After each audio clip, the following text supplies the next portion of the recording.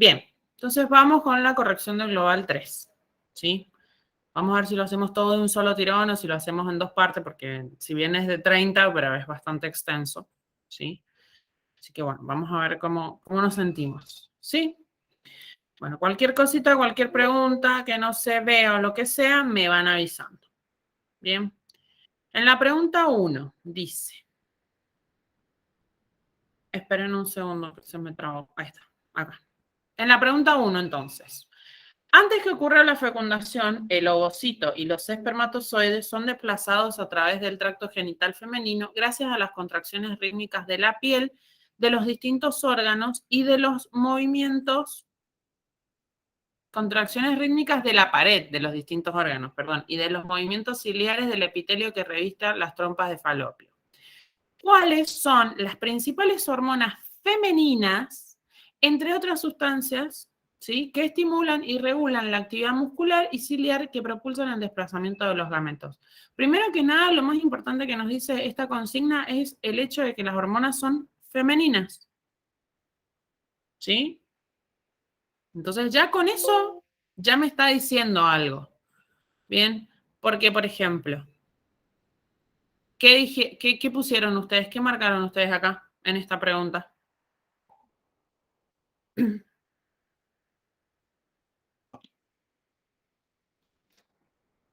La última puse yo. La última, ¿bien? O sea, la D. ¿Quién es? Porque fíjense, acuérdense que acá, ¿viste? No les está dando nombres. Tipo, les dice qué hormona, cómo es la hormona, cómo actúa, de dónde sale, pero no les dice los nombres. ¿Quién es la D?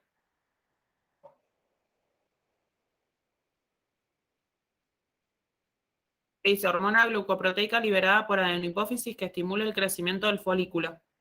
¿Quién es? FSH, puede ser una. FSH, ¿sí? Folículo estimulante. Y la otra les dice nonapéptido liberado por neurohipófisis que estimula las contracciones uterinas. ¿Quién es?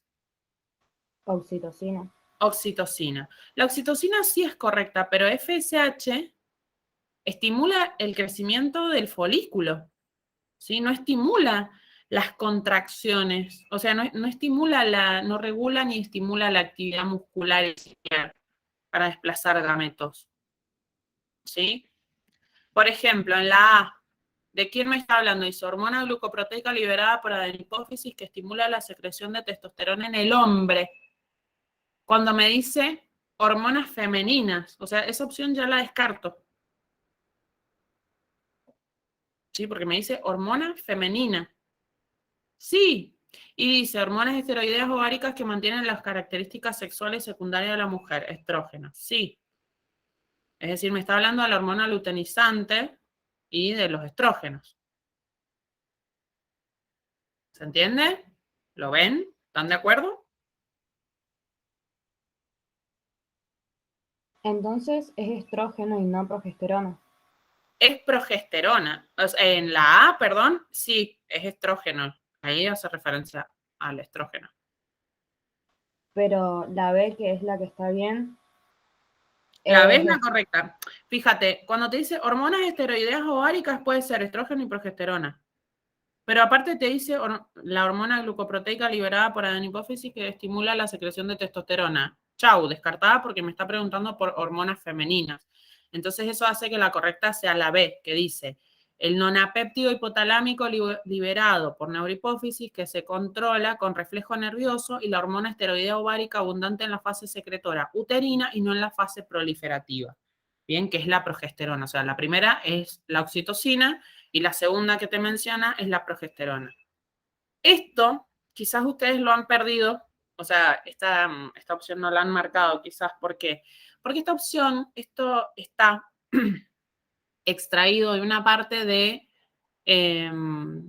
fecundación que ustedes tienen en desarrollo embrionario. Entonces, capaz que ustedes pensaron automáticamente en la unidad de reproducción, y esto está en la parte de fecundación del desarrollo embrionario. O sea, entre las otras funciones que tiene la progesterona, una de ellas, ¿sí?, necesita la estimulación de las gametas. Es decir, yo necesito estimular las gametas masculinas, ¿sí?, activarlas, y eso se genera con la progesterona. Bien, por eso esto es correcto.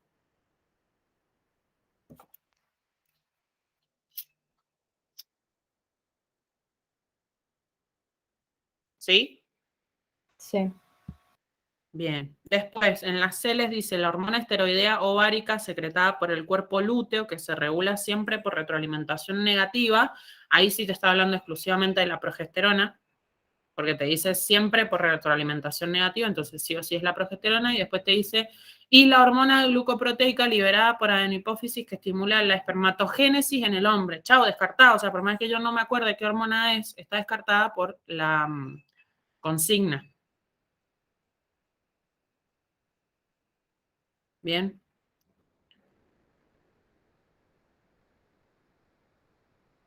Sí. Bien. ¿Alguna pregunta con esto?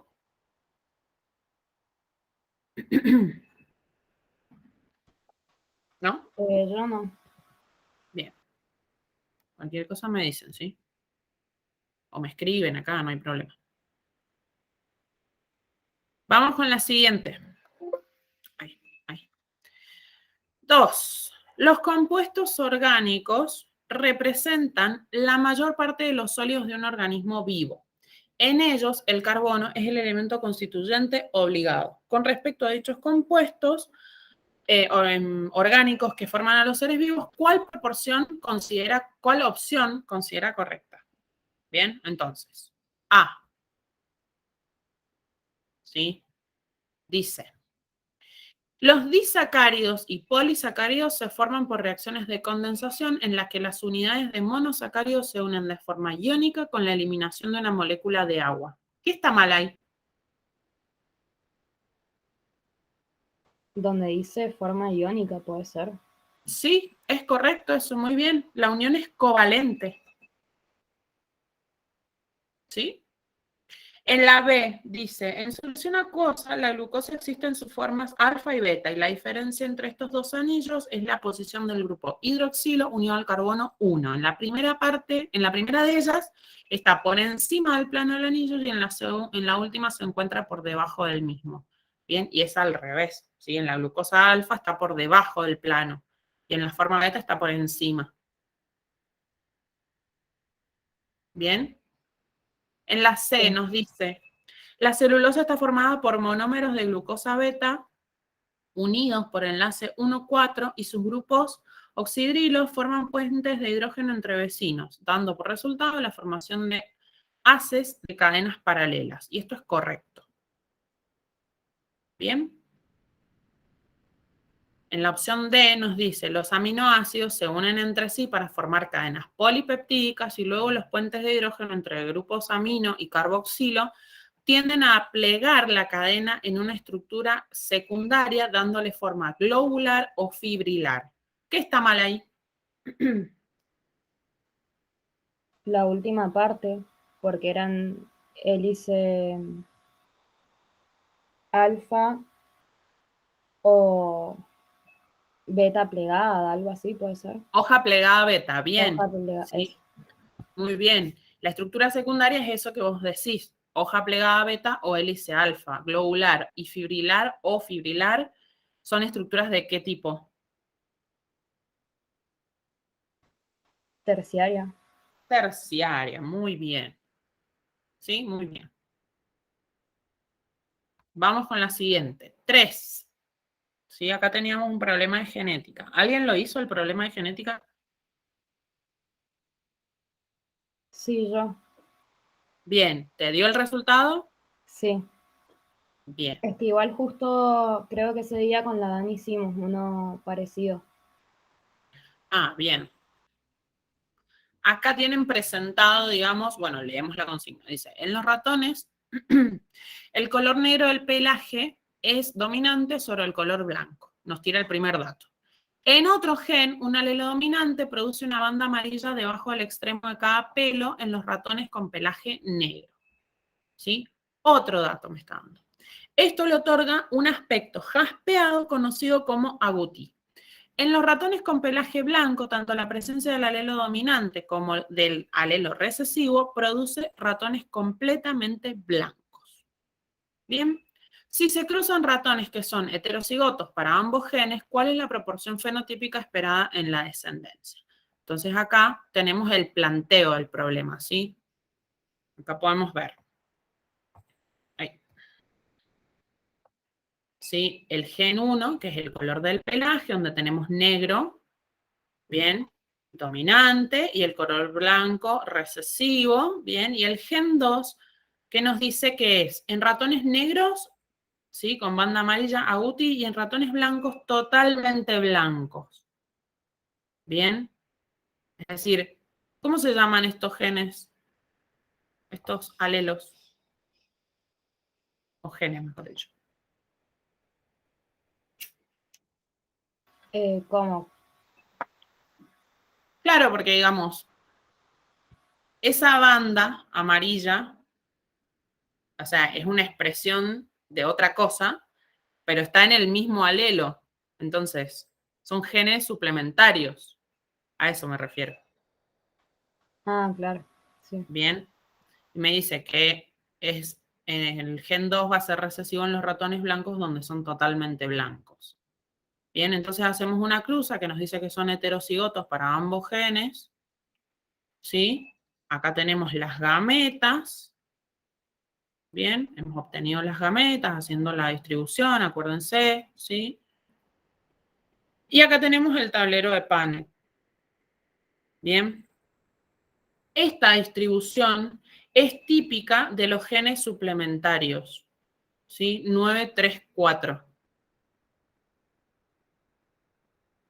Bien, entonces ustedes deberían haber sabido, si sabían que eso era un gen suplementario, podrían haber deducido que esta iba a ser la respuesta correcta sin haber hecho quizás el planteo. Bien. Siempre entonces que son suplementarios es esta, o sea, 934, no Sí. cambia. Si son complementarios, eran 9-7. Pero cuando son suplementarios es 9-3-4. Ah, bueno, gracias. Casi siempre. Obviamente debe haber alguna excepción, seguro. Bien, pero los problemas típicos que nosotros hemos desarrollado tienen esta distribución. Bien, entonces la respuesta correcta era la opción C. ¿Sí? ¿Alguien no entendió este problema? ¿Tiene alguna pregunta?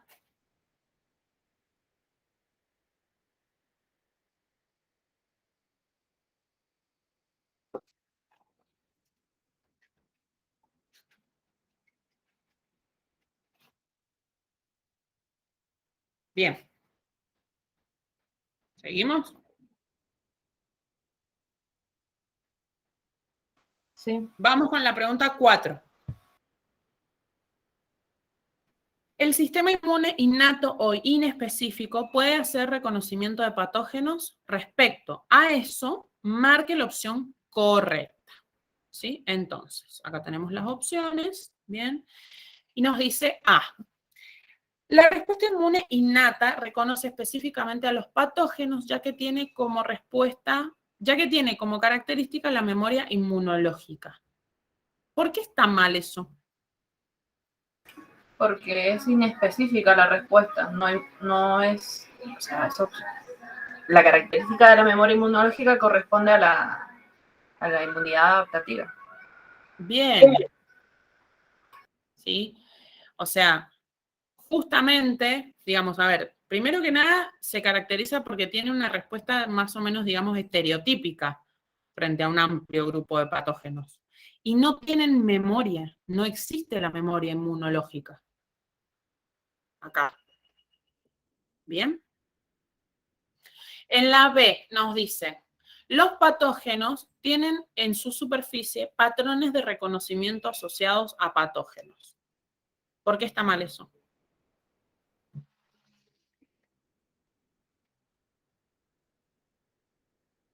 Que con esto respondemos también la D.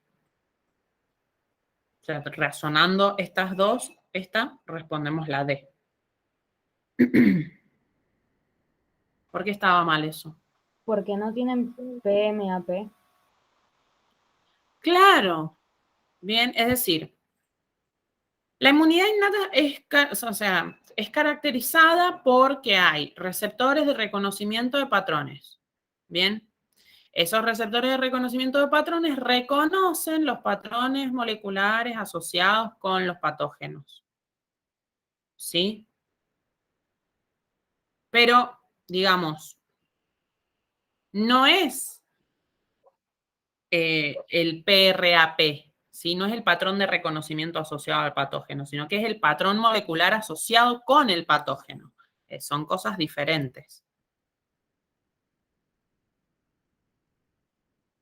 ¿Sí? ¿Cómo lo puedes repetir? Claro, porque ahí nos dice, los patógenos tienen en su superficie patrones de reconocimiento asociados a patógenos. Bien, los patógenos tienen patrones moleculares asociados con los patógenos. Es PMAP, que son carbohidratos o lípidos únicos que están presentes en la célula bacteriana, ¿sí? Que permiten su reconocimiento, ¿sí? Pero no es el PRAP, es PMAP. Ahora sí. Bien, que es lo mismo que nos dice en la D, nos dice las células del sistema inmune innato tienen patrones moleculares asociados a patógenos. No. O sea, no lo tienen las células del sistema inmune, lo tienen los patógenos. Bien, lo cual nos deja con la C, que es la correcta, que dice las propias células tienen receptores de reconocimiento de patrones. Sí, eso sí es correcto. Bien, que es lo que dije yo al principio. Bien, la inmunidad innata es característica por esto, porque hay receptores de reconocimiento de patrones. Bien, entonces esa es la opción correcta. ¿Sí? Sí. Bien. Vamos con la siguiente. 5. Las paredes del corazón están constituidas principalmente por músculo cardíaco. ¿Cuál de las siguientes características se encuentra en las células de este tipo de músculo? Entonces, nos dice A. Son células alargadas y contienen más de 2 núcleos que se disponen en la periferia. Esto está mal. ¿Por qué? Corresponde al músculo liso. Bueno, claro. ¿Cómo son esas células? ¿Tienen más de 2 núcleos? Son alargadas. Sí. Sí, eso sí, pero son mononucleadas. Bien. ¿Bien? En la B nos dice, sus células están organizadas en 2 capas, una externa longitudinal y una interna circular que pueden contraerse alternativamente. ¿Bien? Esto está re mal. ¿Por qué?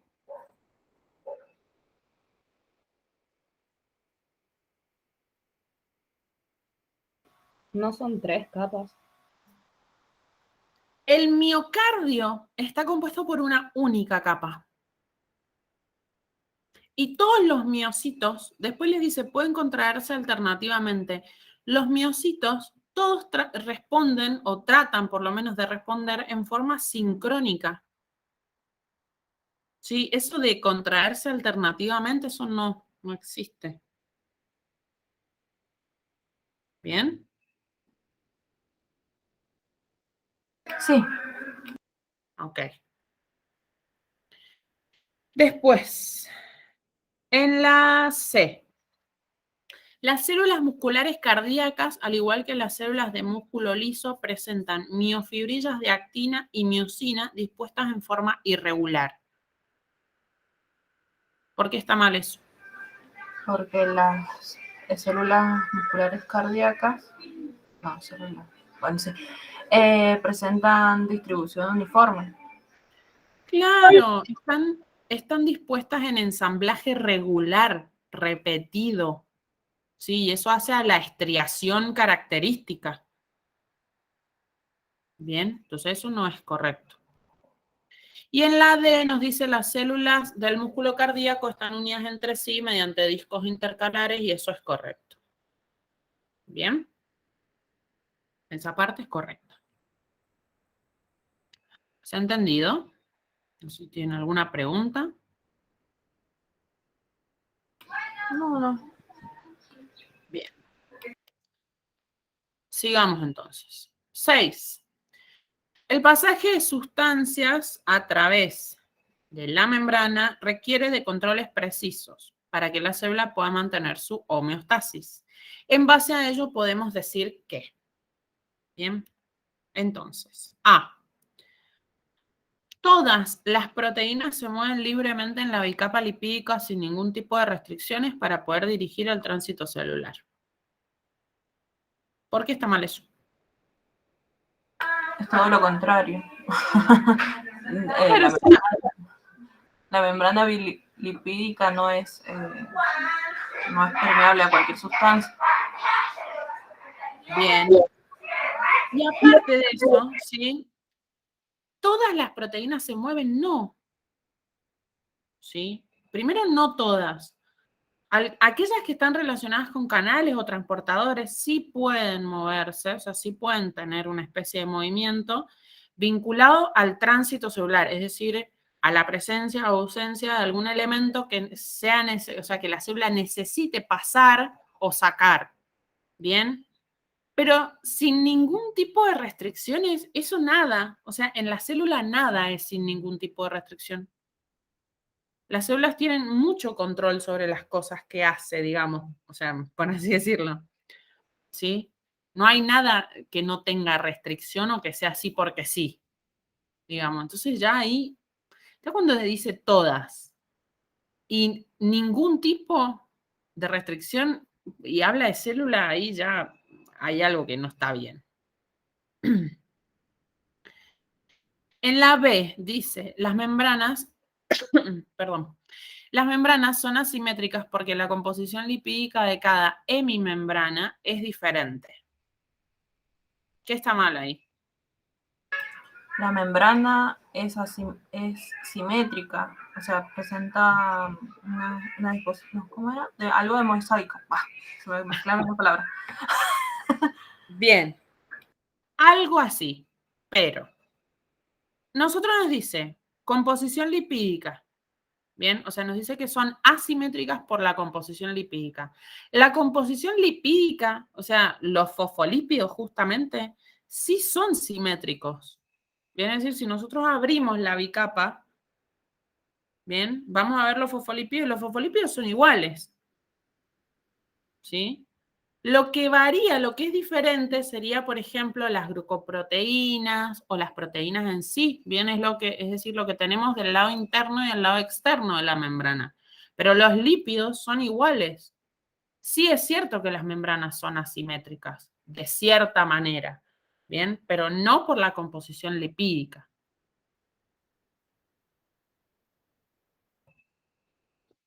¿Están de acuerdo? Sí. Bien.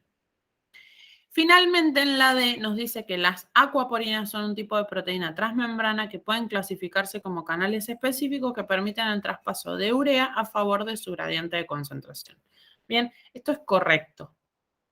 ¿Sí? Porque digamos, sí, acuaporina. Uno dice, ay, bueno, la acuaporina es solo agua. Bien, sí, digamos, agua. Pero sustancias que sean parecidas, digamos, similares en composición o que tengan tamaño similar y puede ser que también permita el traspaso. ¿Sí? Entonces eso es correcto. Profe, la C, ¿por qué no era correcto? Porque tengo anotado. Perdón, me la salteé. Perdón, en la C. Nos dice, a una temperatura menor que la membrana, o sea, a una temperatura menor que la que requiere un ser vivo para estar en equilibrio térmico, el colesterol aumenta la fluidez de la membrana.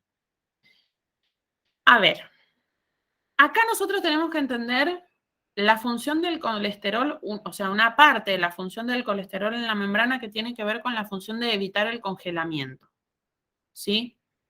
Entonces, salvo que la consigna me diga que está congelándose o que está a 0 grados, ¿sí? Es decir, cerca del punto de fusión, digamos, cerca del punto de congelación, ¿bien?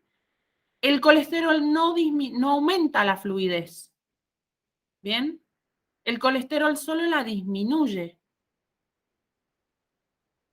¿Sí? Entonces, salvo que me diga 0 grados, esto es incorrecto. Cuando ya llega a 0 grados, bien, que se está a punto de congelar, es una excepción que realiza el colesterol, la presencia de colesterol, porque justamente empieza, digamos, a superar el punto de congelamiento. Es decir, nos vamos a congelar, bien, entonces el colesterol, ¿qué hace? Y ahí aumenta la fluidez, pero si no, la disminuye.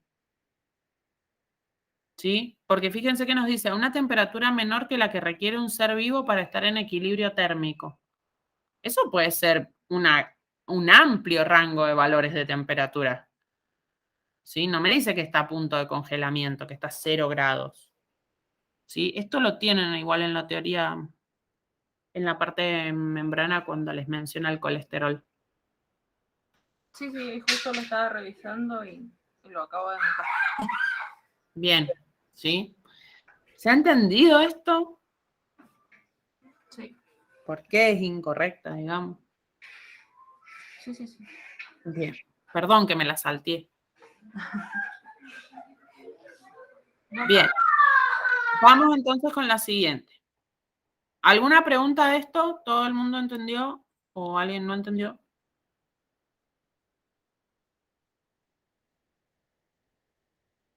¿No? Sí, se entendió. Bien, perfecto. Seguimos. 7. El intestino delgado es un órgano especializado en la digestión y en la absorción de nutrientes. ¿Cómo se absorbe a través de las membranas de las células de las vellosidades intestinales las moléculas que resultan de la digestión de los polímeros orgánicos? Bien. Nos pregunta cómo absorbemos, ¿sí? A través de esas vellosidades, esas moléculas que resultan de romper, ¿sí? O de digerir esos polímeros orgánicos. Entonces, en la opción A, las proteínas son absorbidas como polipéptidos que ingresan a las células del epitelio intestinal por medio de canales con gasto de energía por parte de la célula. ¿Por qué está mal eso? Los canales son pasivos.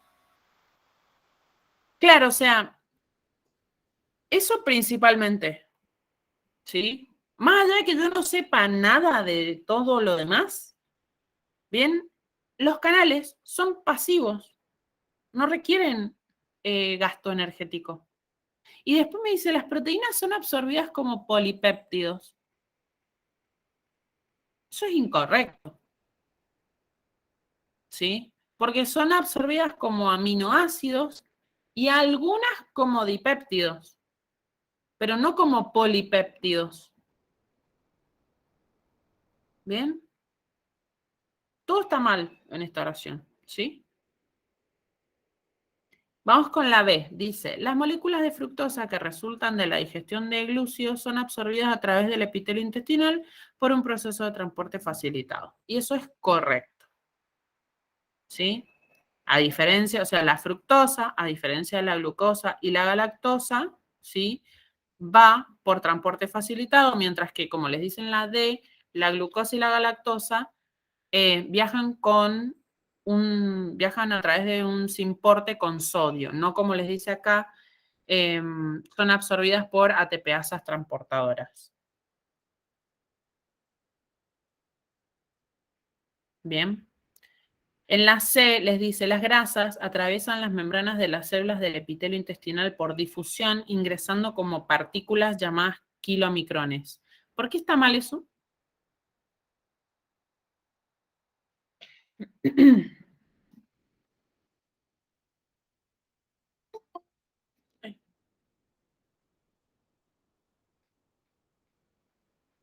¿Por qué estaría mal eso? ¿Qué es lo que está incorrecto ahí?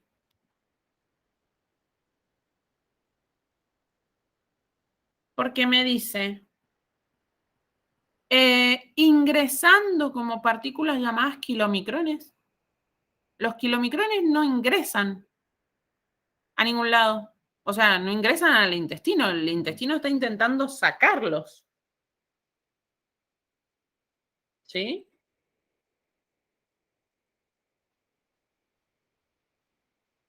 Bien, es decir, las grasas que han quedado ahí a nivel intestinal, el intestino las empaqueta en esos kilomicrones y ¿qué hace? Las trata de eliminar, o sea, de llevar al sitio donde van a ser reutilizadas o degradadas o lo que sea. ¿Bien? No entra el kilomicrón. ¿Sí? ¿Quedó claro esto? Sí. Ok. Vamos con la siguiente. Con respecto al metabolismo lipídico, indique la aseveración correcta. ¿Ok? Vamos acá. Entonces, A. La vía exógena hace referencia a los lípidos sintetizados por el propio organismo que son formados a partir del consumo de la dieta. ¿Está bien esto o está mal? Y si está mal, ¿por qué?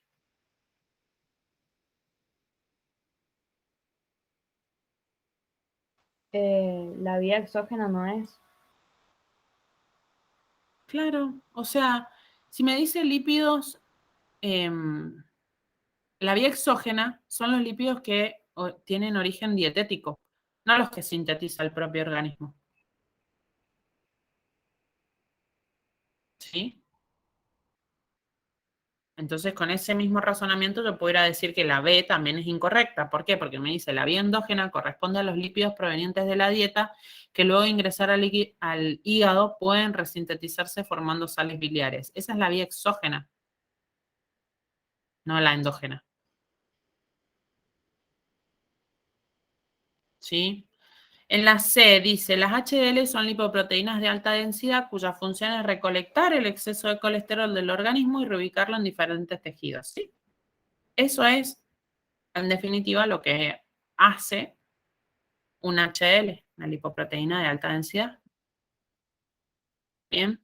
En la D me dice, la bilis es la única forma que tiene el organismo para eliminar el exceso de colesterol. La única forma.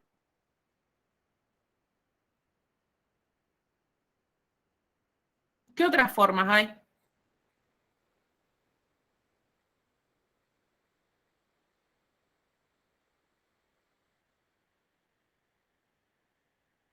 De eliminar colesterol. O sea, exceso de colesterol. ¿Por qué, digamos, si cuando por ejemplo, vamos y nos hacemos un análisis de sangre y nos miden el colesterol y los triglicéridos y todo eso, y si nos salen mal, automáticamente, ¿qué nos van a hacer? Primero, dieta y segundo, actividad física. Es decir, si nosotros hacemos actividad física, quemamos ese colesterol y se va por orina. ¿Bien? También eliminamos exceso de colesterol por materia fecal, por ejemplo, entre otros. Sí, pero no es la única forma. La bilis, no, no es.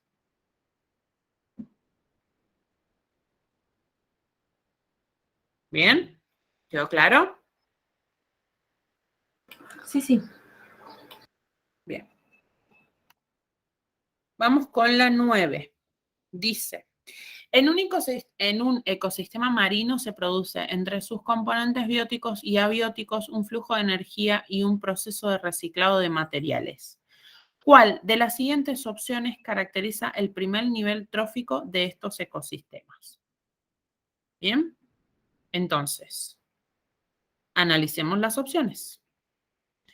Dice, A, la tasa de crecimiento de la población que ocupa este nivel trófico, bien, es mucho menor que la tasa de crecimiento de la población que se alimenta de ella.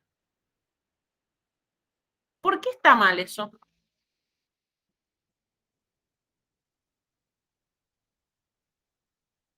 Porque tendría que ser al revés. O sea, la tasa de crecimiento del primer nivel tendría que ser alta para que el segundo nivel, o sea, los siguientes niveles puedan obtener energía del mismo. Exacto. Bien, es decir, acá estamos hablando de las pirámides de biomasa, ¿sí? Nunca una base de productores le va a dar de comer, o podría llegar, digamos, entre comillas, ¿no es cierto? Le va a dar de comer a todos los productores y sobrevivir, digamos, y existir aún, sin que su nivel de biomasa sea más alto que el nivel siguiente. Bien, sí o sí, o sea, es al revés. Bien. En la B me dice, este nivel, es decir, el primer nivel, está ocupado por el zooplancton que tiene una biomasa mayor que la del fitoplancton. Esto está mal, ¿por qué?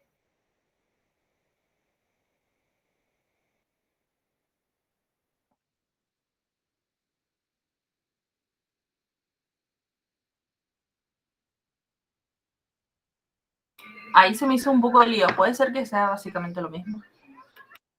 Puede ser que, ¿qué? Perdón, no te escuché. Que sea básicamente lo mismo, digo. Ah, el fitoplancton y el zooplancton. Sí, tenía... No revisé esa última parte de los ejemplos ni nada. No, no son lo mismo. ¿Sí?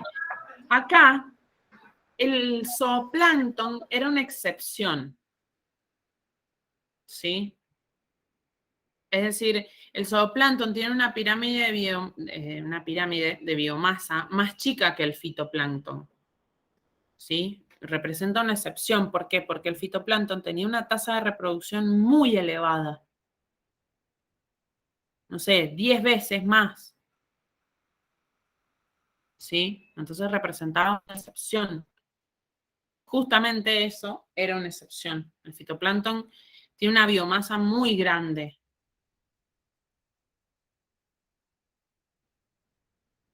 ¿Sí? Perfecto. Pero es al revés. O sea, ese nivel no está ocupado por el fitoplancton. Por el zooplancton, perdón. ¿Se entendió? Sí. Ok. En la C dice, en ecosistemas de las profundidades oceánicas, este nivel está ocupado por bacterias detritívoras productoras de compuestos inorgánicos. ¿Por qué está mal eso?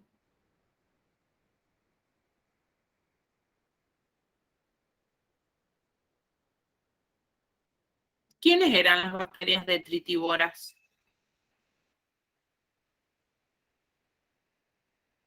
¿O qué hacían? Digamos, ¿cuál era su función? Realizaban descomposición de materia orgánica. Claro, no son productoras de compuestos inorgánicos, son degradadoras de compuestos orgánicos. Bien, no son productoras. ¿Sí? Entonces nos queda la D que dice un factor limitante de la productividad primaria neta a este nivel trófico en los ecosistemas marinos es la disponibilidad de elementos minerales esenciales. Bien, lo cual es correcto. ¿Sí?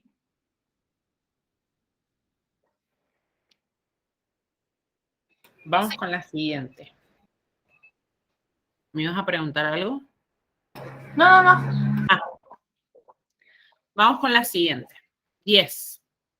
Suponga que una persona está entrando en insuficiencia respiratoria. Lo primero que ocurre es disminución de la presión de oxígeno y luego de un cierto tiempo comienza a aumentar la presión de dióxido de carbono y disminuir el pH. Marque la opción que considere correcta como respuesta fisiológica a la acidificación en sangre. Viene a decir que acá más o menos nos está diciendo qué está pasando. ¿Sí? ¿Qué está pasando? No puede respirar el paciente. Claro, me falta el oxígeno, o sea, me falta el aire. ¿Sí? Y la primera respuesta, la primera respuesta de los receptores vulvares es respiratoria, o sea, de la ventilación. Bien, que van a estar esos receptores vulvares periféricos, van a estar alertando, ¿sí?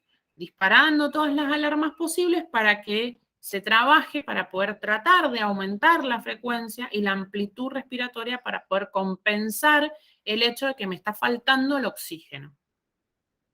¿Sí? Entonces, acá lo que tenían que poder es diferenciar la respuesta, ¿sí? Es decir, en la A me dice, disminuye la frecuencia respiratoria. Si a mí me falta el aire, me falta oxígeno, yo no voy a disminuir jamás la frecuencia respiratoria. ¿Sí? O sea, no. Mi cuerpo va a trabajar activamente para que yo hiperventile, o sea, para que yo pueda recuperar mi presión de oxígeno. Bien, entonces, A y C descartadas. ¿Sí? Disminuye la profundidad respiratoria, me dicen la C. No. Bien.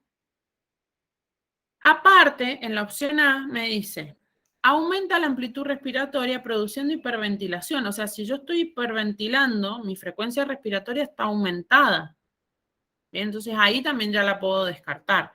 Después me dice, lo cual permite que la presión de oxígeno aumente y la presión de dióxido de carbono disminuya hasta que la concentración de protones haya retornado a la normalidad. Bien. O sea, toda la primera porción es incorrecta. Bien. Es decir, ¿qué está pasando acá? Porque no sé si se entiende más allá de lo que está, digamos, que me dice acidificación de la sangre. Acá me falta el aire. Bien, o sea, estoy con hipoxia, me falta oxígeno. Profe, ¿puede poner la diapositiva de las opciones? Ay, perdón, pensé que la había corrido. Bien. Habíamos descartado esta que me dice disminuye la frecuencia respiratoria y aumenta la amplitud respiratoria. No. O sea, si mi presión de oxígeno ha disminuido, no puedo disminuir la frecuencia respiratoria. Bien. Entonces, acá estoy con hipoxia, o sea, hay poco oxígeno en mi cuerpo. ¿Sí? He bajado la presión de oxígeno. Bien.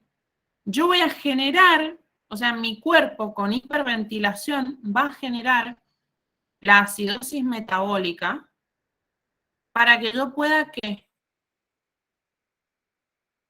eliminar, ¿qué pasaba? Eliminar el dióxido de carbono en sangre, forma bicarbonato. Claro, que me va a permitir a la larga disminuir el pH, o sea, retornar mi concentración de protones a su valor normal, ¿bien? Y eventualmente a empezar a aumentar la presión de oxígeno, ¿sí? Porque yo sé que nosotros habíamos dicho, bueno, si mi problema es respiratorio, ¿bien? Mi respuesta no puede ser respiratoria, y eso es algo que trabajamos en clase, ¿sí? Es decir, nosotros habíamos analizado esto, ¿sí? Es decir, si había un problema respiratorio, no iba a ser mi primera respuesta respiratoria, pero en este caso, la respuesta es respiratoria, ¿sí? Es decir, con la hiperventilación, lo cual hace que yo analice, por eso en todas las opciones me dice hiperventilación. Bien, en la opción B me dice aumenta la frecuencia pero disminuye la amplitud, produciendo hiperventilación, lo que permite que la presión de oxígeno y de dióxido de carbono disminuyan. No, si estoy queriendo subir la presión de oxígeno. Bien, hasta que la concentración de protones haya retornado hasta la normalidad. Yo busco aumentar la presión de oxígeno, disminuyendo a su vez la presión de dióxido de carbono. ¿Sí? Pero no la de oxígeno, no disminuyo la de oxígeno. ¿Bien? En la D, ¿sí? Como habíamos dicho, la A y la C las podemos descartar porque ahí se disminuye, ¿sí? En la D, que era la correcta, me dice aumenta tanto la frecuencia como la amplitud respiratoria, produciendo hiperventilación, lo que permite que la presión de dióxido de carbono disminuya hasta que la concentración de protones haya retornado a la normalidad. ¿Bien? ¿Ha quedado claro esto?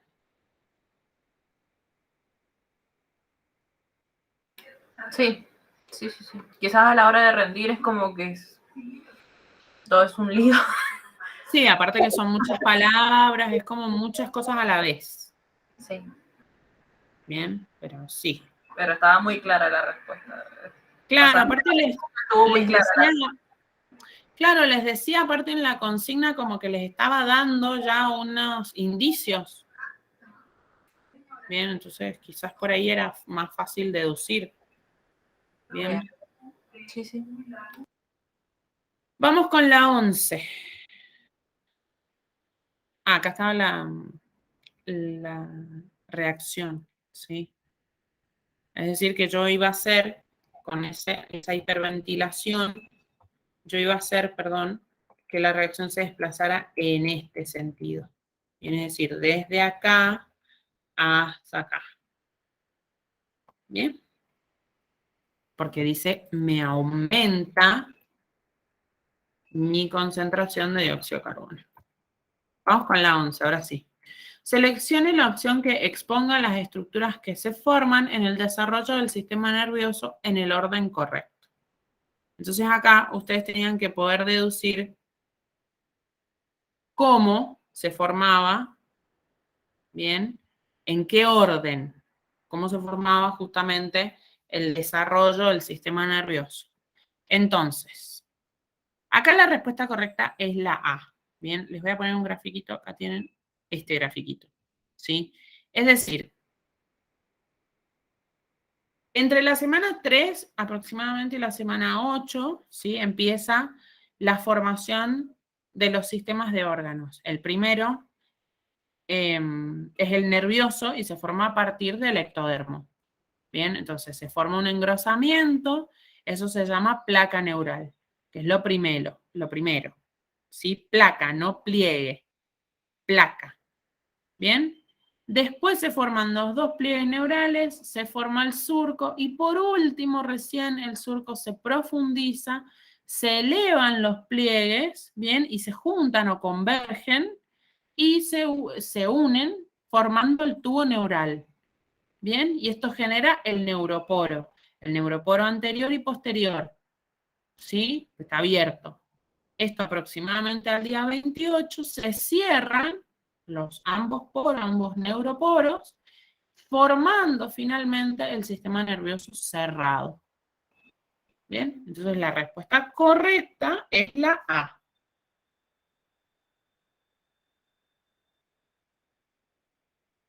Bien. Sí.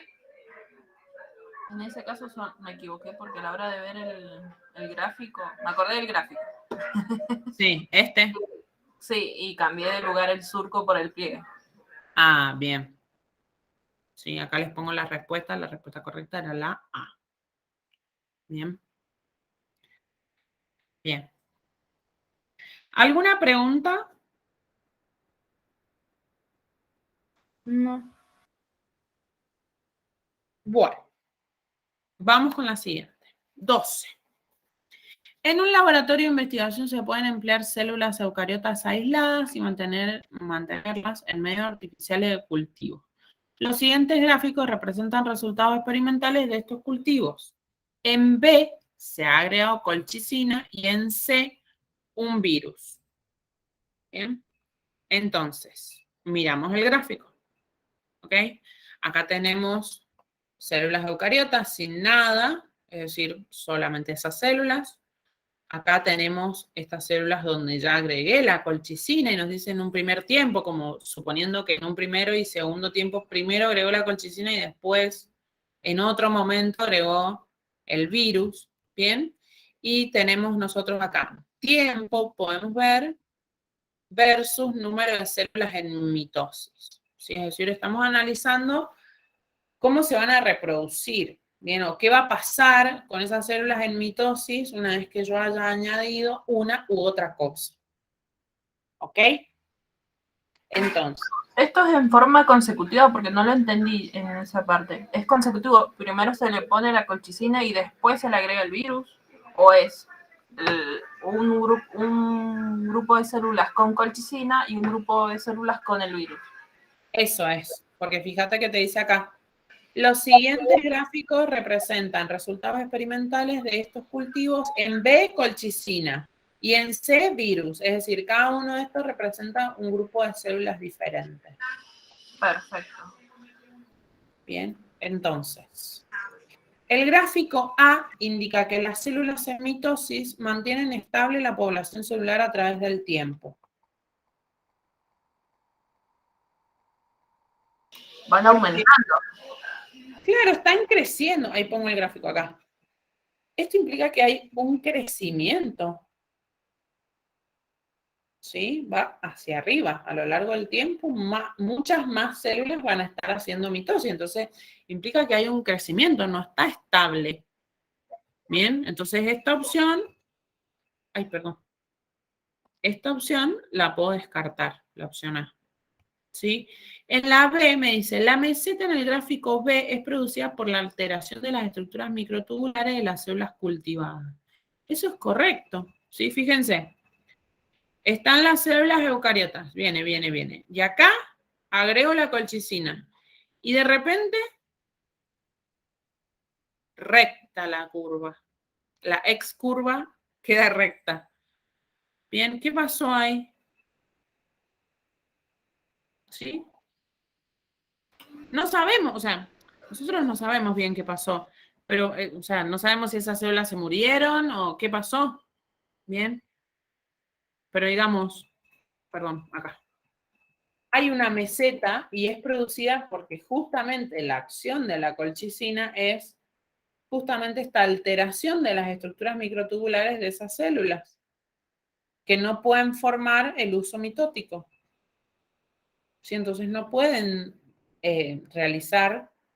no pueden completar el ensamblaje del uso mitótico. ¿Sí? Entonces eso es lo correcto. En la C, me dice, en el gráfico C, se observa un proceso por el cual todas las células son sensibles al virus y no continúan replicándose. Miremos el C. Miremos el gráfico. Fíjense. Hay células en mitosis. Pongo el virus acá, ¿no es cierto? ¿Y luego qué? Decrece el número de células en mitosis. Pero al cabo de un tiempo, ¿qué pasa? Vuelven a aparecer. Sube la curva. Es decir, ese virus, ¿sí?, no mató las células, sino que esas células probablemente quedaron infectadas, pero pudieron volver a realizar mitosis. ¿Sí? Entonces me dice, no continúan replicándose, no, porque la gráfica sería, hubiera quedado recta o quedaría en 0. ¿Se entiende? Sí. Bien, es decir, cuando digo que se hubiera quedado en 0, digo que esto acá hubiera directamente llegado hasta acá. Bien, entonces no. Claramente vuelven a existir células dividiéndose. En la D. En el gráfico A indica que las células en mitosis reducen la población celular a través del tiempo. Aumentan a través del tiempo. Claro, aumentan a través del tiempo. Bien, si esta opción D fuese correcta, este gráfico iría hacia abajo. O sea, iría así, como pasó acá. Bien, pero no, va en aumento. ¿Sí? Entonces, nos quedaba la correcta, la B. ¿Se entendió?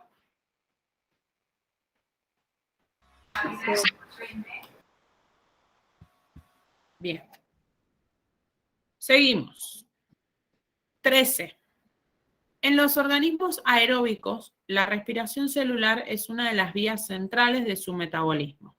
El ciclo de Krebs es una de las etapas de esta vía metabólica. ¿Cuál de los siguientes sucesos ocurre durante este ciclo? Bien, entonces. En la opción A nos dice, cada giro del ciclo se inicia con la reacción de una molécula acetil-CoA con el ácido cítrico para producir ácido glicólico. ¿Por qué está mal eso?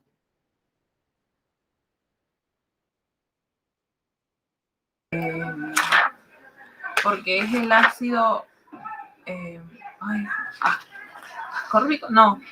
No. Ahí lo busco. ¿Ácido? ¡Es un ácido!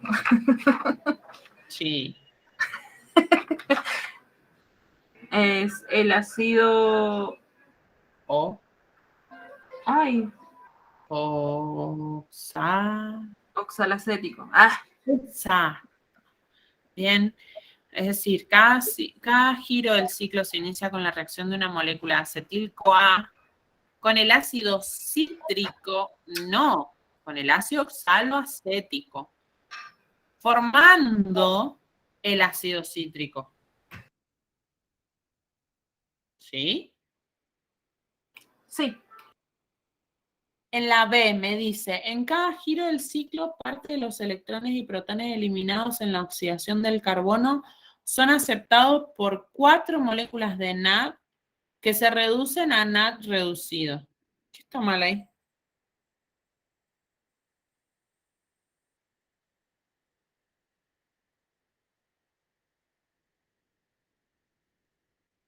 Fíjense acá. Me dice 4 moléculas de NAD. 1, 2 y 3. Son 3, no 4.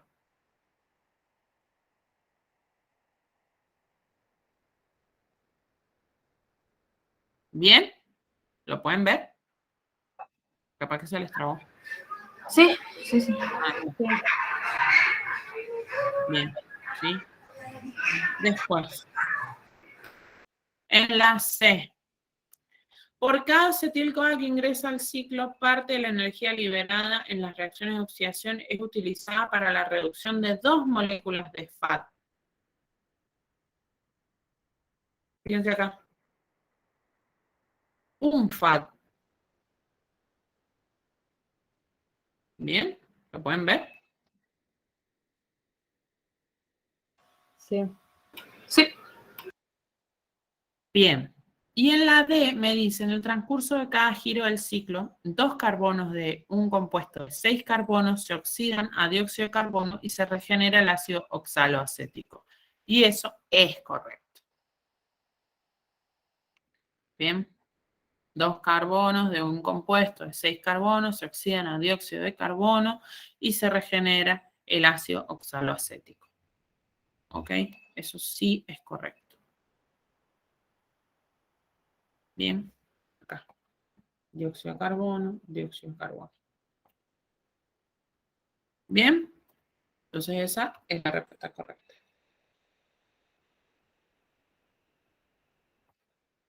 ¿Alguna pregunta?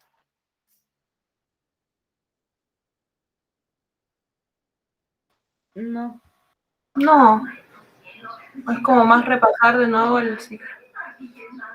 Claro, o sea, es teórico lo que les está preguntando, súper teórico, no sé si hay razonar. Les está preguntando algo súper teórico. Sí. Bien. Vamos con la 14. Una propiedad esencial del material genético es su capacidad para hacer copias exactas de sí mismo. Watson y Crick propusieron un mecanismo de replicación semiconservativa según el cual en el momento de replicación cromosómica la molécula de ADN se abre por el medio y las bases apareadas se separan a nivel de los puentes de hidrógeno. ¿Cuál de las siguientes opciones es una característica de la replicación del ADN en organismos procariotas? Bien. Ojo, procariotas. Ojo ahí.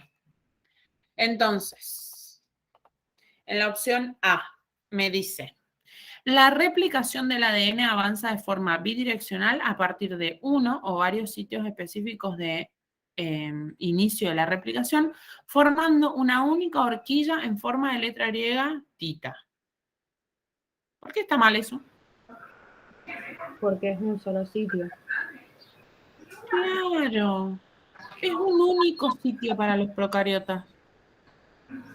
Bien. Si hay una única horquilla que me lo está diciendo ahí mismo, ¿sí? Es porque hay un único sitio. ¿Sí? En la B dice, para la síntesis de ADN se utilizan como sustratos nucleótidos que contienen 3 fosfatos. ¿Sí? Esto es correcto.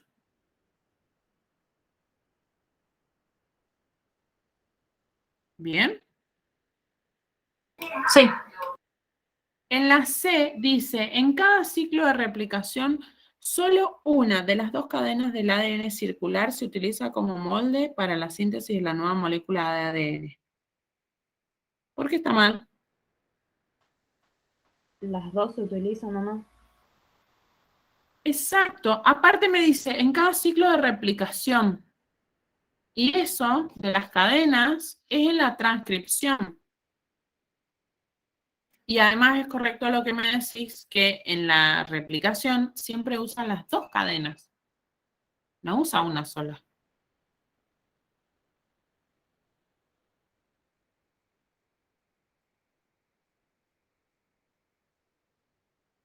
¿Ok?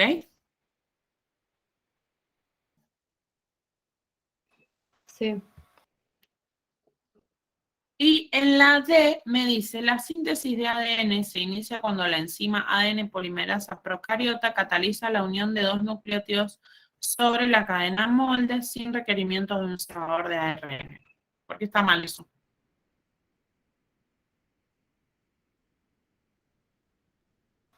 Porque sí usa cebador.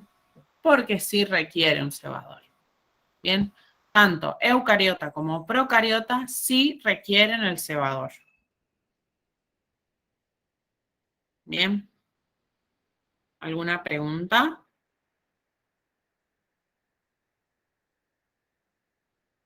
No. Bien.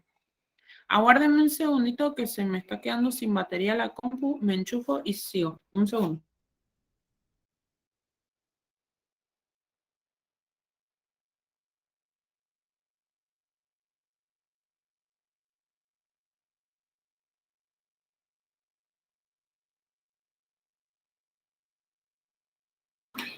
Chicas, aprovecho. Por casualidad, ¿alguno de ustedes tiene el Global 4 y 5? Porque no lo tengo. Yo no sé qué le pasó a mi teléfono, que perdí muchos archivos. Lo que pasa es que esos los rendimos presenciales. Yo tengo las fotocopias. No lo tengo en PDF. ¿Puedes sacar unas fotitos? Es más, Sí, dale, igual están todos rayados, pero cuando terminemos te mando fotos si quieres. dale. Yo no tengo ningún problema con las rayaduras. mientras la pueda entender. Gracias. No, no.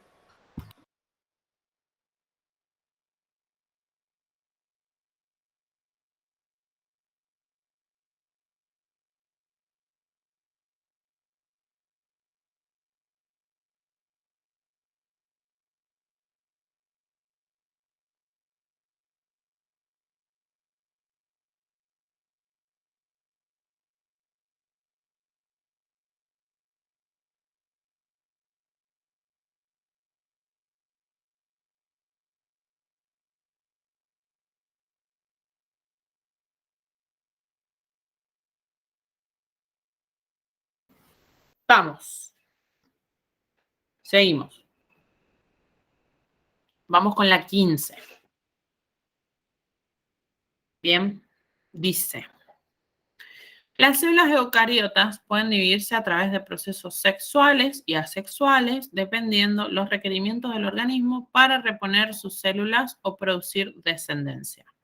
Con respecto a la etapa de anafase 2 de la meiosis, es correcto decir que anafase 2, ¿bien?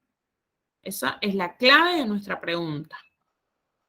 Entonces, nos dice en la opción A, ¿se produce el entrecruzamiento de material genético o crossing over?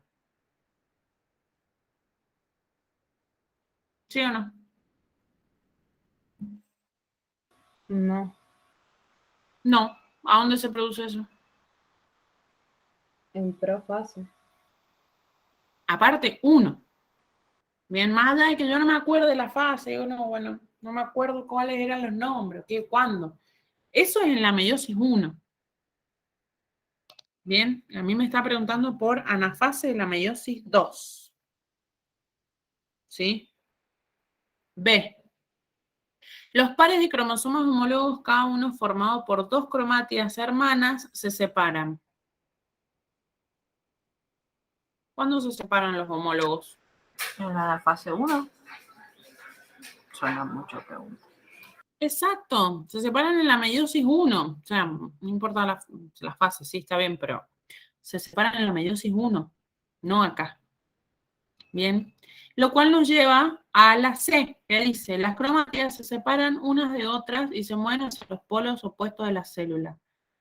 Bien, eso es lo correcto. Es lo que nos diferenciaba, digamos, anafase 1 de anafase 2. En la anafase 1 se separan los homólogos, en anafase 2 se separan las cromátidas. Bien. Por último, en la D nos dice, los pares de cromosomas homólogos se alinean en el plano ecuatorial de la célula. ¿Cuándo pasaba eso? Metafase. ¿Cuál? En la 1. En la 1. ¿Sí? Porque me dice pares de cromosomas homólogos. Bien. Estoy hablando sí o sí de la etapa 1 de la meiosis. ¿Ok? ¿Ha quedado claro? Sí. Bien. Bien. Vamos con la siguiente.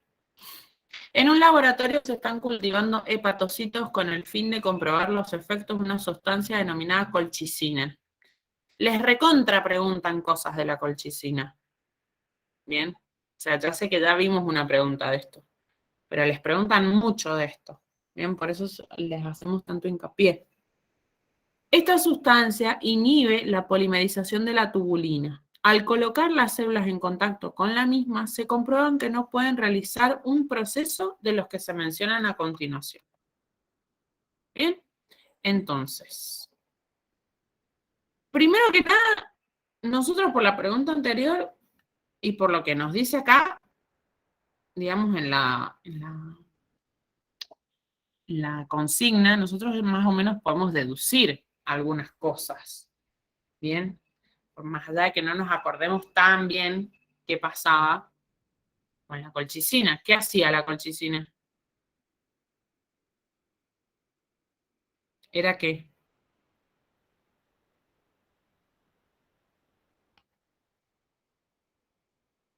Inhibe. ¿Qué cosa?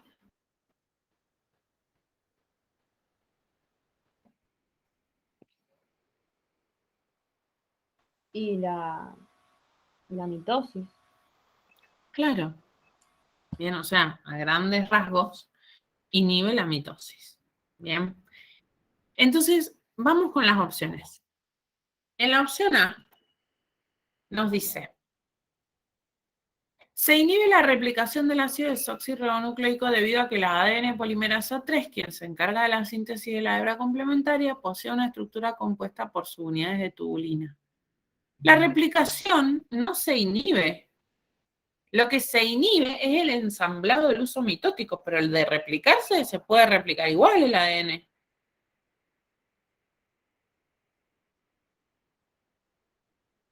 ¿Sí?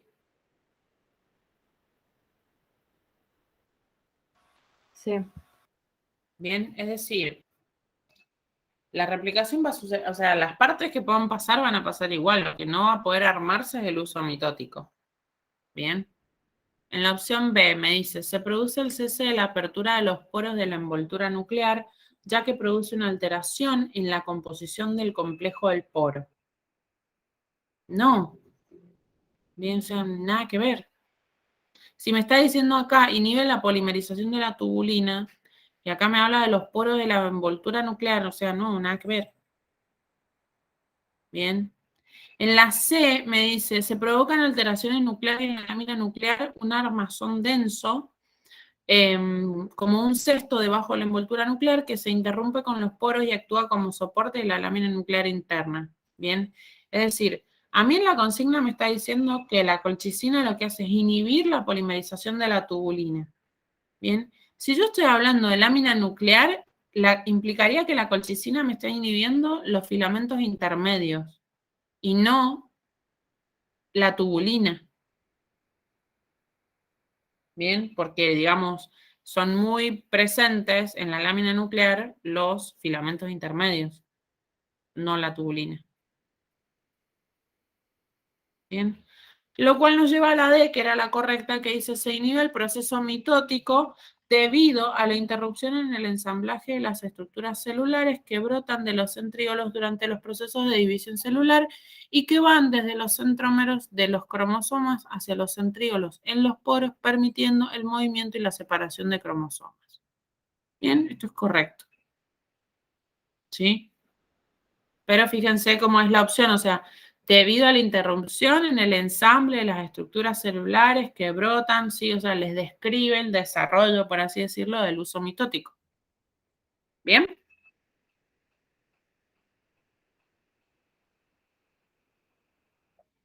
Sí. Ok. ¿Ha quedado claro esto? ¿Alguna pregunta? Sí, quedó claro. Oya. Sigamos. 17.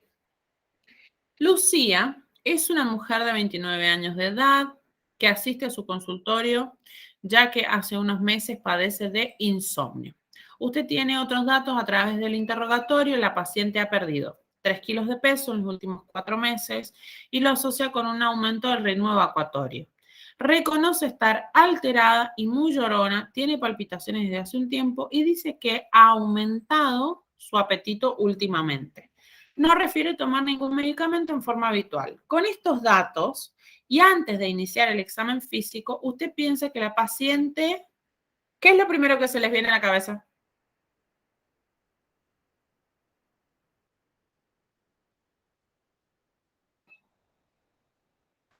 Hipertiroidismo. Sí, Bien, totalmente.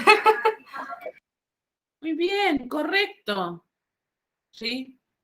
Sepan que ustedes siempre que les dan preguntas de esta índole, siempre es algo que ustedes pueden deducir de lo que saben. O sea, obviamente que pueden ser 1000 cosas clínicamente y pueden hacer 1000 deducciones diferentes, pero digamos, entre lo que nosotros hemos aprendido y sabemos, podemos deducir que hay una hiperfunción de la glándula tiroides y esa mujer tiene hipertiroidismo. Bien. Descartemos, por ejemplo, A, B, ¿sí? Que nos dice que anorexia nerviosa, nos dice, en la primera, en la opción A, y necesita ayuda psiquiátrica y psicológica. Buena.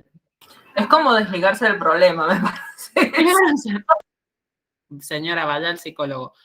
O sea, a ver, nada de esto que está acá podemos deducir a través de la descripción que nos da en el problema, o sea, en el enunciado. Bien, si acá nos dice aumento del ritmo evacuatorio, alterada, palpitaciones, aumentado el apetito, ¿eso coincide con decir que alguien tiene anorexia? No, nada que ver. Nada que ver. Bien, o sea, lo único que coincide es la pérdida de peso, ¿sí? Pero después palpitaciones o apetito aumentado, no. Bien, y lo mismo con el ritmo evacuatorio, o sea, si yo no estoy comiendo porque tengo anorexia, ¿qué voy a evacuar? Nada, porque no tengo nada. ¿Sí? Sí. Sí, Bien, después en la otra nos dice que tiene disfunción del páncreas y estas podrían ser las manifestaciones iniciales de la diabetes. Onda. No. ¿Sí? Es decir, no coincide con la diabetes, porque si nosotros, por ejemplo, tenemos una disfunción en el páncreas y coincide con diabetes, ¿qué tendríamos? Aumento de peso, no pérdida, típicamente. Aumento de la diuresis y no del ritmo evacuatorio. Bien, tendríamos hipertensión, que quizás podemos confundir o relacionar a las palpitaciones, entonces ahí, bueno, más o menos. Pero no, diabetes no. Bien, es como dijeron ustedes. Hipertiroidismo. ¿Sí? Entonces la opción correcta era la D. Vamos con la siguiente. En el organismo humano, frente a un aumento del volumen sanguíneo, los miocitos de las aurículas del corazón secretarán una hormona que intervendrá en la regulación de la composición y volumen de la orina para restablecer la volemia. En esta circunstancia, ¿cuál será uno de los mecanismos de acción de esta hormona? Entonces, ¿de quién me está hablando?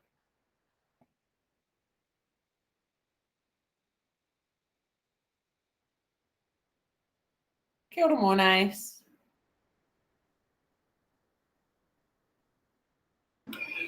Sí. A mí se me hizo lío con el enunciado. Fue como, A ver, lo volvemos a poner. Nos dice, aumento del volumen sanguíneo, es decir, ese es nuestro estímulo. bien, Bien. Nos dice que los miocitos de las aurículas del corazón secretarán una hormona. Ya tenemos una pista de dónde viene. bien, Esa hormona intervendrá en la regulación de la orina, ¿sí? O sea, es decir, la composición de la orina y el volumen de la misma, es decir, la diuresis. Bien, es decir, si hay más o menos orina, ¿sí? Para todo esto restablecer la volemia. Bien, es decir, si nuestro volumen sanguíneo nos decía que estaba aumentado, esta hormona va a trabajar activamente secretada por las aurículas del corazón, bien, o sea, los miocitos de las aurículas del corazón, para justamente restablecer la volemia en su valor normal. ¿Quién es esa hormona? la aldosterona. No. Secretada por los miocitos de las aurículas. ¿La renina? No. Adivinando en biología. Es el FAN. Ay, Sí, trastorno epiléptico auricular. fan. Es el FAN. Bien. Sí. Porque teníamos el corazón, digamos, como órgano secretor. ¿Qué secretaba? No secretaban muchas cosas. Bien. Una de ellas es el FAN, nos dice ahí, en la misma consigna, que es secretado por los miocitos de las aurículas. Esa es la mayor pista. ¿Sí? Entonces, sabiendo esto, bien, que estamos hablando del FAN, ¿sí? Dice, en la opción A, ahí está, pensé que no lo había puesto. En la opción A, estimulará la vasoconstricción de las arteriolas aferentes del riñón para aumentar la tasa de filtración glomerular. O sea que el FAN no tiene acción a nivel glomérulo. Tiene una acción, digamos, en riñón, sí, pero a nivel del túbulo distal, no en las arteriolas aferentes del riñón ni en la filtración glomerular. ¿Sí? No tiene nada que ver con el glomérulo. No va por ahí su función. ¿Ok?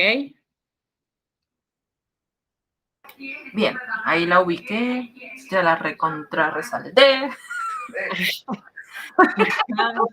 Con florcitas, con estrellitas, con fuegos artificiales. Bien. Muy en cuenta. Bien. Después dice, en la B, estimulará la secreción de hormona antidiurética al intervenir en la regulación de la diuresis. Ustedes supongan esto, ¿no es cierto? No sabemos de qué estamos hablando. Yo no tengo idea de qué estoy hablando, si estoy hablando del FAN, no sé, no me acuerdo la hormona antidiurética cuál era o qué hacía, o más o menos solo recuerdo, digamos, a qué hacía referencia a su función. Pero si me dice que estimula la secreción de hormona antidiurética y estoy regulando la diuresis, es contradictorio, porque si yo estoy estimulando con el FAN la diuresis, no voy a secretar nunca la hormona antidiurética que evita, o sea, inhibe la diuresis. ¿Sí? Es casi ilógico lo que me está diciendo ahí.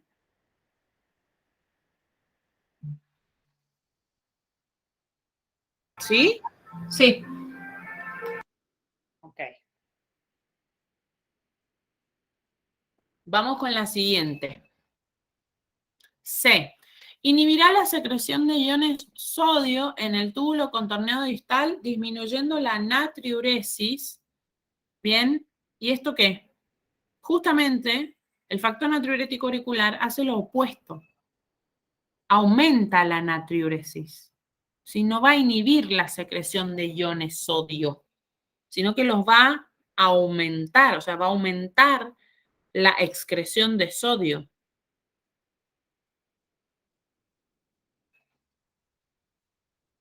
¿Sí?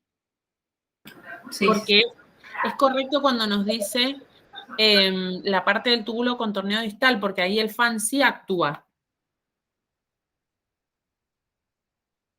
¿Ok? Bien. Y después, ¿sí?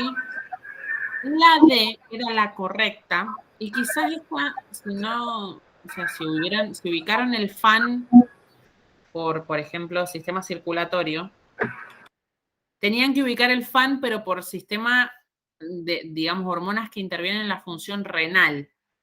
¿Sí? Porque esta era una función secundaria, el FAN, que dice inhibirá la secreción de aldosterona producida por la corteza suprarrenal al intervenir en el circuito de retroalimentación que controla su producción. Es, como digo, una función secundaria. Es una función que vimos en excretor y no en circulatorio.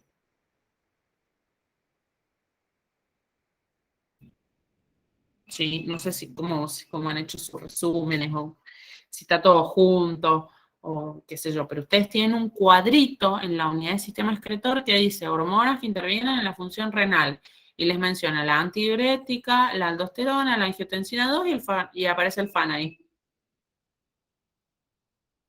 ¿Sí? No me acuerdo qué página, pero sé que tienen un cuadrito. Entonces les dice hormona, origen, estímulo para la secreción y además les dice los efectos. Sumamente resumido.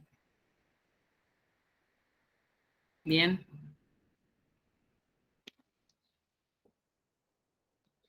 Sí. Sí. Ok. ¿Alguna pregunta?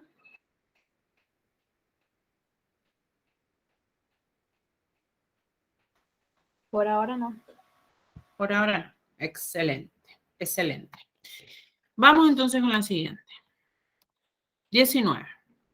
En el organismo humano, para que se lleve a cabo la ventilación, la presión del aire dentro de los pulmones debe ser diferente a la presión atmosférica. ¿Qué acciones realiza el organismo para disminuir la presión del aire dentro de los pulmones y como consecuencia de ello producir un movimiento de aire? Bien, entonces, acá, digamos, no sé si era muy, o sea, creo que es como obvia la, la respuesta, pero en el caso de la opción A, que me dice, contrae los músculos escaleno y pectoral para reducir el volumen de la cavidad torácica. Por más que yo no me acuerdo de los músculos, si me dice reducir el volumen de la cavidad torácica, está mal, porque en realidad lo que quiero hacer yo es aumentar el volumen de la cavidad torácica para que la presión disminuya y el aire entre. Bien, porque si no, pasa lo que pasa en la B, que dice, contrae los músculos abdominales y redondo menor, que aumentan la presión intrapleural. Si la presión aumenta, el aire sale. ¿Sí? ¿Tiene sentido esto?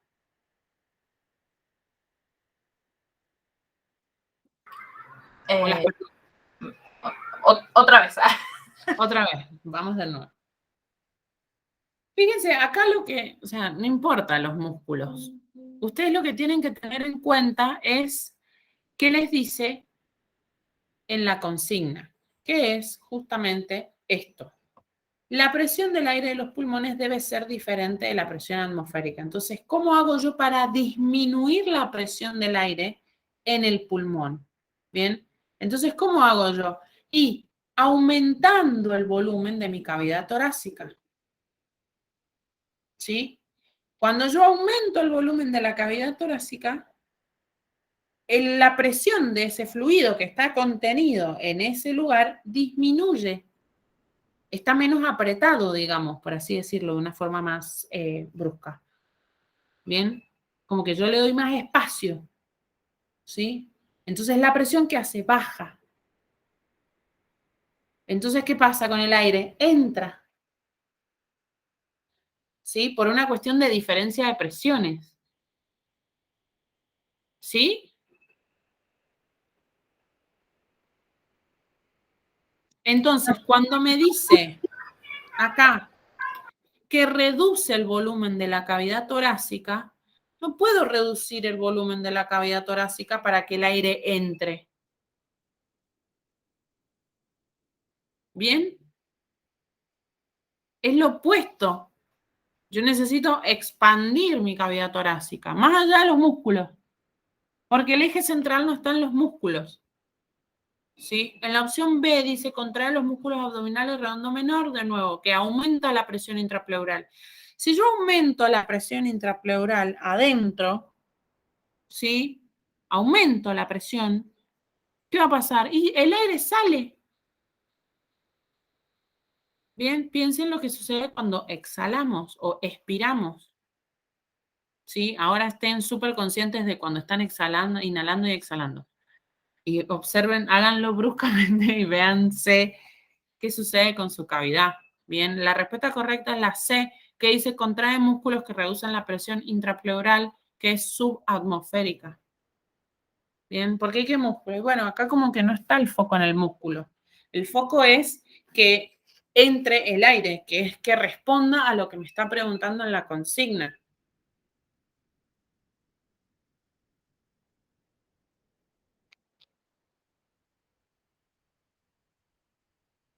¿Sí?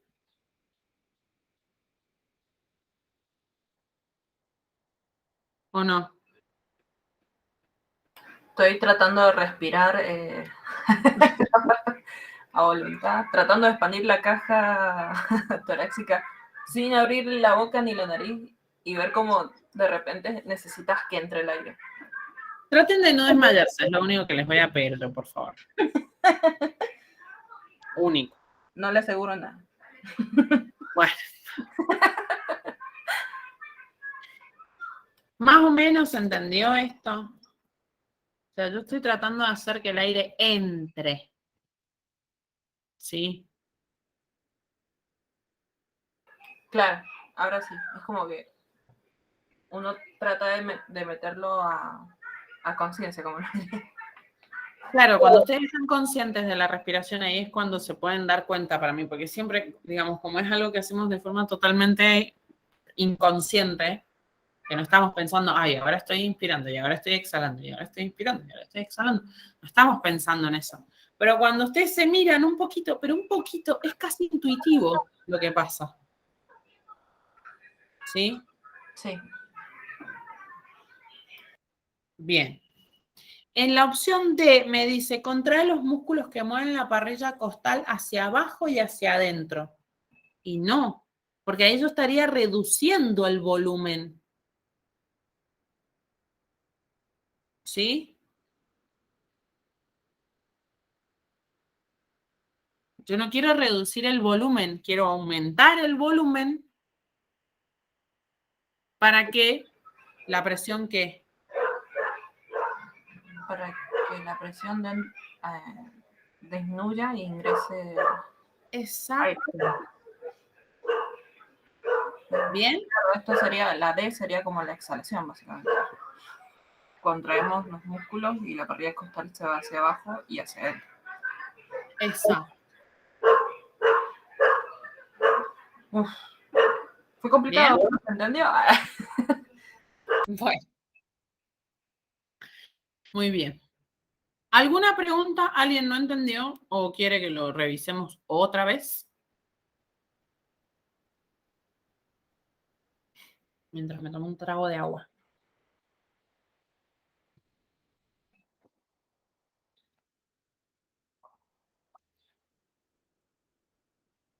¿No? Seguimos. ¿Se entendió? ¿Se entendió? Ay, no se ve el power. Puta madre. A ver, espérenme un cachito.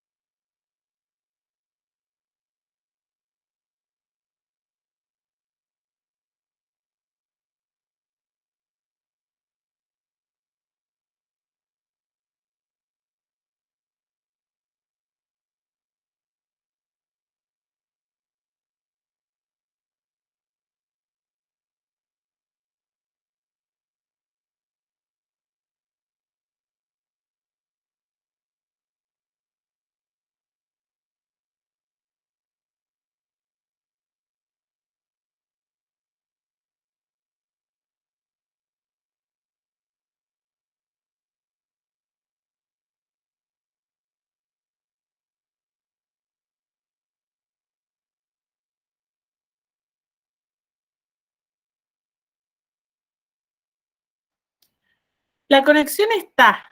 Lo que no puedo lograr es que se vea el power. Lo cual es una caca porque... Ahí se ve. Va, por lo menos yo lo veía. Pero desapareció. Y desapareció. Es Se como fue. que aparece el 20, las opciones y vuelven negro. ¡Ay, Dios! Ahí está. ¿Se ve? Quedan opciones, sí. No, desapareció. Bueno. Bueno, a ver. Hagamos una cosa. Ya que esto se me está cortando. Aguántame un segundo que reinicio las cuestiones.